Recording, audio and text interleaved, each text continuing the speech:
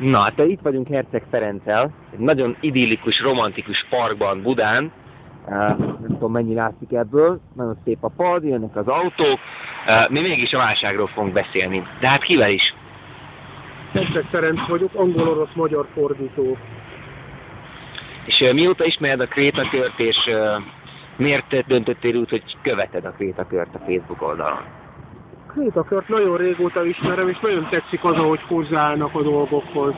Tetszik az, hogy új utakat keresnek, hogy mindig felráznak. Tehát kicsit nekem az orosz avantgárdot jutatja az eszembe. Amennyiben?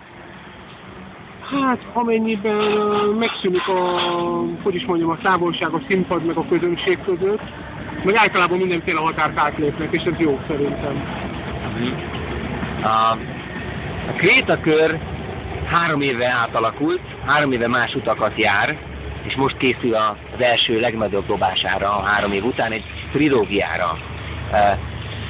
Van egy sikeres, van egy hangos traktor, ami az előbb elment, de van egy sikeres színházi társulat, amelyik úgy dönt, hogy felfüggeszti azt a tevékenységét, ahogy mindenki megismerte őket, és aztán egyszer csak belekezd egy kísérletezésbe, egy szociális kísérletezésbe. Szerinted megérte váltani egy sikerből egy veszélyesebbnek tűnő bizonytalan kísérletezésbe? Hát én bízom bennük, meg a Krétakör nem az a színház volt, amelyik félt a veszélytől, meg a kísérletezéstől, tehát ők mindig nagyon bátran belementek dolgokba. Mire emlékszel? Nekem a hazám a rakétasilóknál. Még amikor nem is volt minden szöveg megírva, tehát még a kísérleti változója a hazámnak, az nagyon tetszett.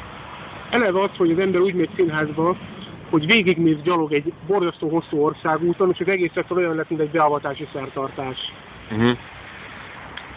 Ez az egésznek a légköre fantasztikus volt, hihetetlen. És mi az, amit most tudsz a Krétakörről? Nagyon keveset tudok, mert most minden időmet lefoglalta a munka meg a megrendelés. Éppen, hogy csak hazajöttem az olajmezőkről, úgyhogy egyelőre még nem vagyok képben, még nem sikerült visszarázódnom. És mégis miért dönt valaki úgy, hogy követ egy színházi társulatot a Facebookon? Mert szeretem őket, jól csinálják, amit csinálnak. És de kíváncsi vagyok rájuk. Mégis ez a Facebook, ez mit ad hozzá? Az ember tud követni úgy is, hogy meglátogatja az előadásaikat. A Facebook az a naprakészséget, meg a személyes kapcsolatot adja hozzá szerintem. Tehát majdnem olyan, mintha a szomszédban laknának, és meg tudnám kérdezni, hogy egyébként mi van veletek. Tehát nekem a Facebook ilyen.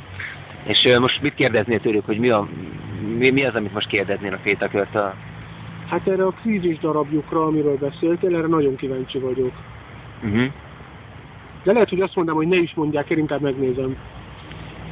Hát meglátjuk, hogy lesz.